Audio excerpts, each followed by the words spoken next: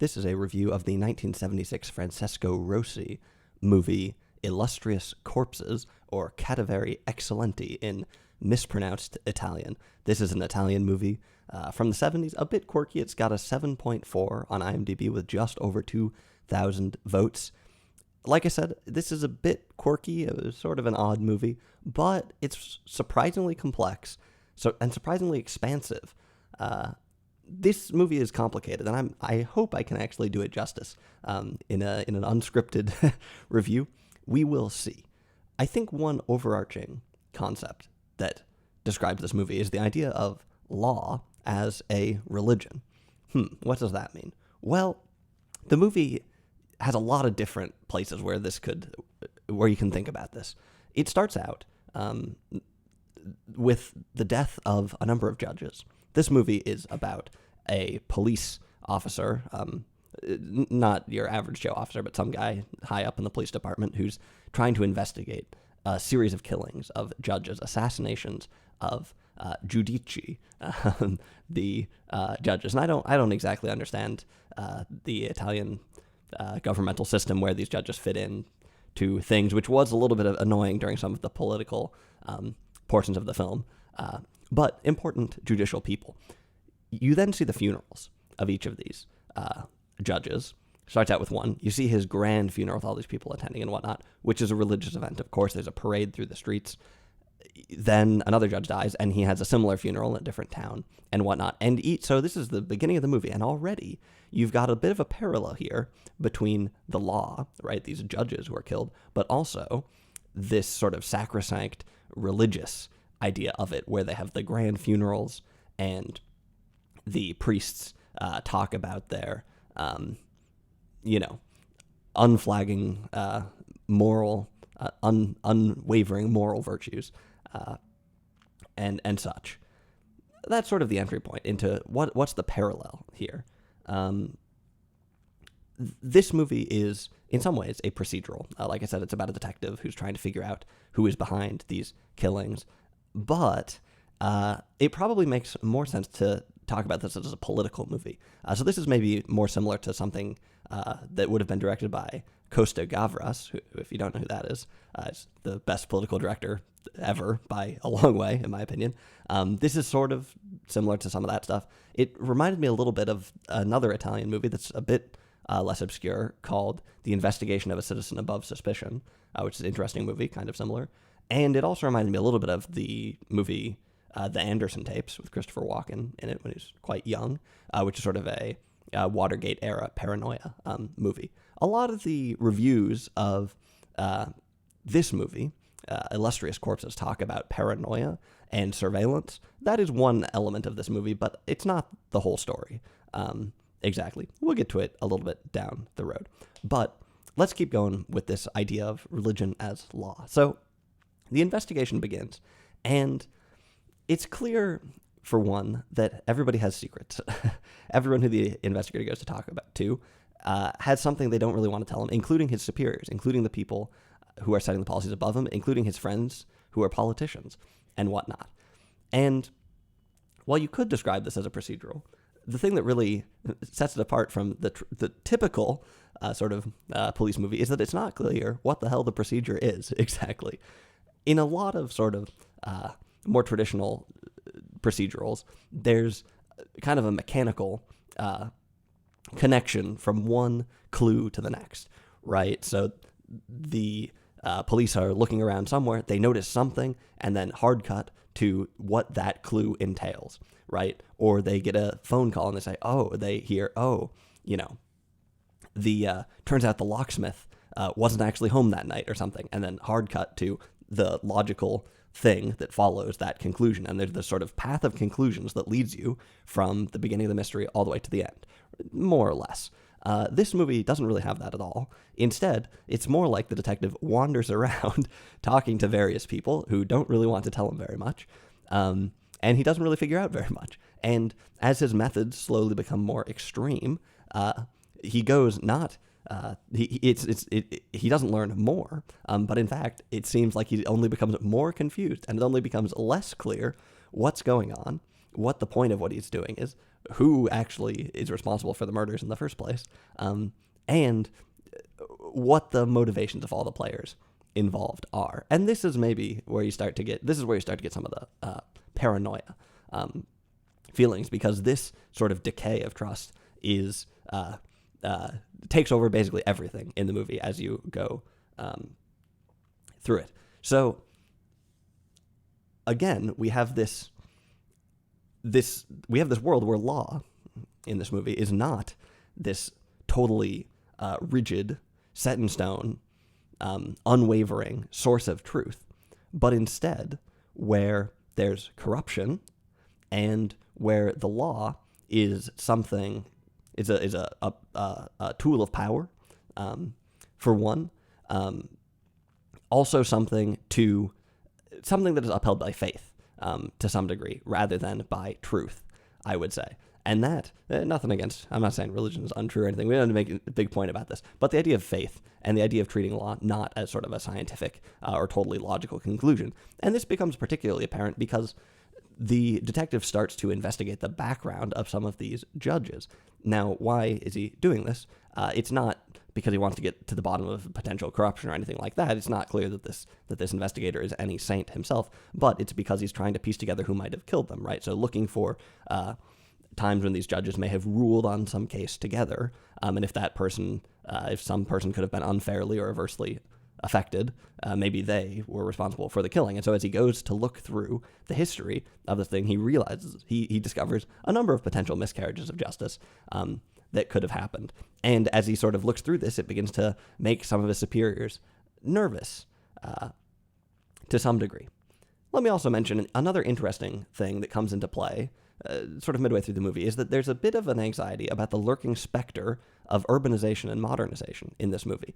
I don't really know enough about Italian history to say anything too incisive or insightful about this, but there are a number of interesting scenes that hint towards this disconnect between a modern Italy, and we're talking, I think, like modern architecture. This movie's from the 70s, right? So big, like silver buildings and such, and maybe something more traditional. And in some ways, you might say that law is the religion of that modern world, and whatnot, whereas religion is the religion of the old world. Maybe that's one way to put the pieces together, at least. I don't know. Like I said, fairly complex movie, but this modernization thing comes in the final scenes of the movie. In fact, sort of, not quite the final scenes, but there's a nice scene where the inspector is walking outside at the end and is shown on a busy street, and that really hammers it home again. So there's an interesting cleft here between tradition and urbanization, and the lurking urbanization is definitely sort of a latent energy in this movie, which is kind of interesting. Okay. Another interesting sort of latent energy, like I said, this is a fairly complicated movie. Hopefully I can keep it together here. But another kind of interesting thing that happens throughout this movie is the sort of a fascination with the dead, with tombs, entombment, the catacombs, and such. So the movie actually begins with one of the judges talking to the mummies, so to speak. So he's visiting a church, and he's speaking with the mummies. And later the priest explains this to the investigator, to the detective, that he is coming to hear their secrets, and that he wants to hear all of the latest gossip from these dead mummies, which begins, again, the movie begins with this sort of fascination about the dead, or about the old things, right? And this is, I guess you could say, totally in contrast with this sort of lurking modernity that's going on in the movie. This also comes into play because there are a number of paintings throughout the movie, which is kind of interesting. And partway through the movie, you don't really get this in the beginning, but as you start getting further and further through the movie, you actually get a couple of flashbacks, which is sort of interesting when witnesses are trying to reconstruct the crime, but also there are flashbacks relating to pictures and to paintings. So, for instance, there's one character that the investigator runs into, this chemist named Kress, and there's a painting of his ex-wife. And looking at that painting triggers a flashback where you see a black and white, sort of bluish black and white images of the wife. And this is a sort of unexpected stylistic choice, especially given that this doesn't really happen in the first third of the movie, and then it sort of starts happening more and more as the movie goes on. But you wonder if there's some degree to which stylistically here, they're letting these paintings kind of speak. They're bringing these paintings to the air and whatnot. Now, this also happens when there are witnesses giving their explanations, which doesn't quite tie into this sort of painting thing exactly. It's notable, by the way, that Cress's apartment is full of all sorts of interesting old paintings and whatnot. So, like I said, sort of complex movie. I'd be curious to know how all of these pieces fit together for you. But let's keep going here. So the detective investigates the crime for a while, and like I said, as he looks more and more into what happened, it becomes less and less clear what happened, and as there's more and more information, it just becomes less and less easy to figure out what's really going on, and the original question that they were setting out to ask. At some point, he is assigned by his superiors to work with the political squad. And the movie changes a little bit here. The movie, as it goes, becomes more and more political, I would say. And this is sort of a big inflection point for that, where you see the methods of the political squad, which you can probably guess involve sort of coerced confessions and whatnot, talking to witnesses who you would think, talking to a witness, you would be nice to the witness, but the political squad doesn't do that. The political squad also has extensive surveillance setups. This part is where it starts to remind me of some of the Costa Gavras films. But interestingly, this movie, in some ways, the Costa Gavras movies take themselves extremely seriously and are extremely serious movies about very serious political drama from the real world. This movie is, in some ways, a bit less serious. This is not a comedy by any means, although maybe it is. I don't know. I don't think it is. But in some ways, some of the assertions that are made are a bit larger than life, right? Some of the ideas about corruption in the political squad, in some ways, feel almost satirical. In some ways, not really clear, but like I said, you see more and more of it.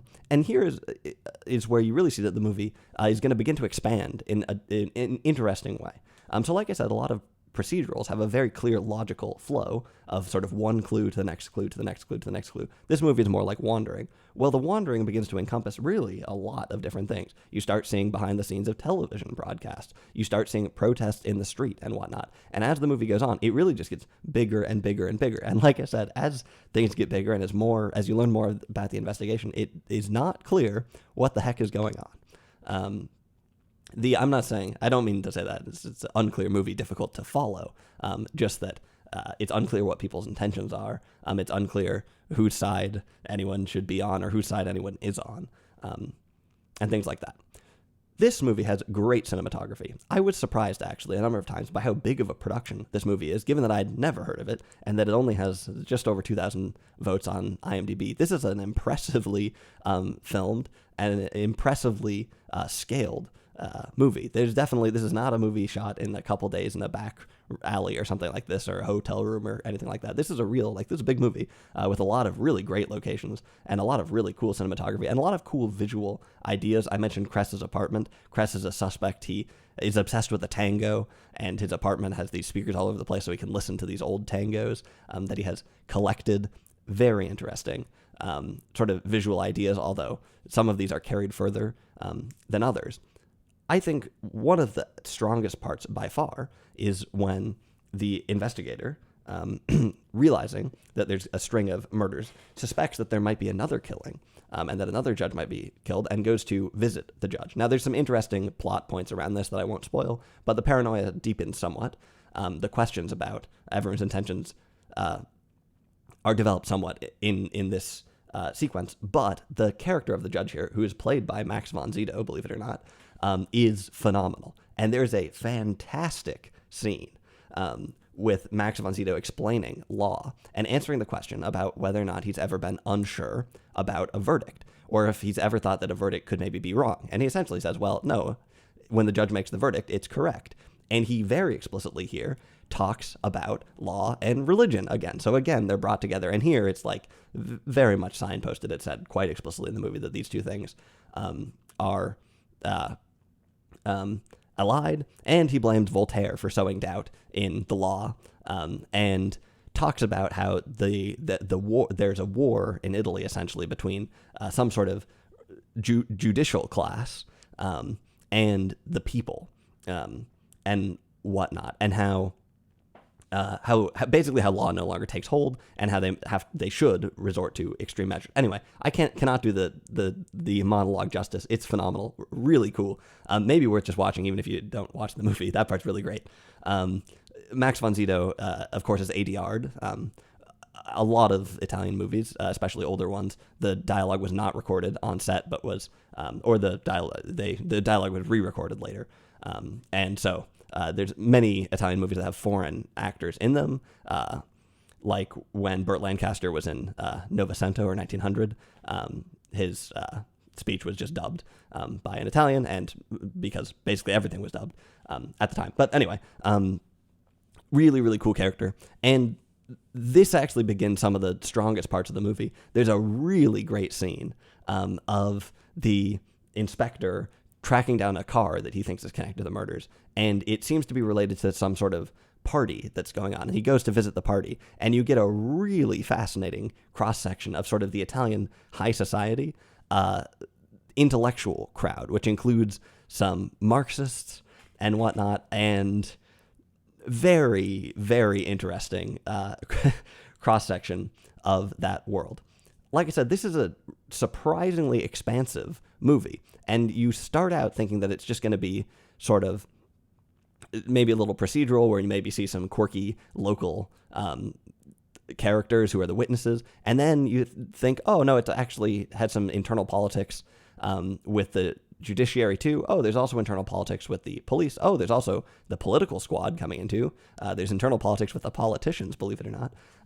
And then it expands even more, and you learn about this Kress guy, and it expands even more, and you start seeing all these protests and whatnot. It expands even more, and you get more from the one of the people who's high up in the Communist Party, who's friends with the investigator, and then it expands even more, and you get this totally great view from Max von Sydow's character as the judge, and then it expands even more, and you get this really interesting party where you meet sort of these intellectuals and whatnot. And the movie, like I said, it just keeps expanding and expanding and expanding. And by the end, it feels like, wow, this is like big, and surprisingly covers just really a lot of ground, and has some, like I said, there's some interesting topics here. This idea of law and religion being together, that's, like I said, pretty explicitly signposted in the movie at a number of different points. And also this parallel between the traditional Italy and death, maybe not totally aligned exactly, but both of those ideas are lurking around, and also the urbanization and these new things being built all over the place, and also the youth who are shown time and time again as protesters, ends up being really a remarkably complex movie. So overall, this movie, Illustrious Corpses, I gotta say, is pretty cool. Like, I think it's worth checking out.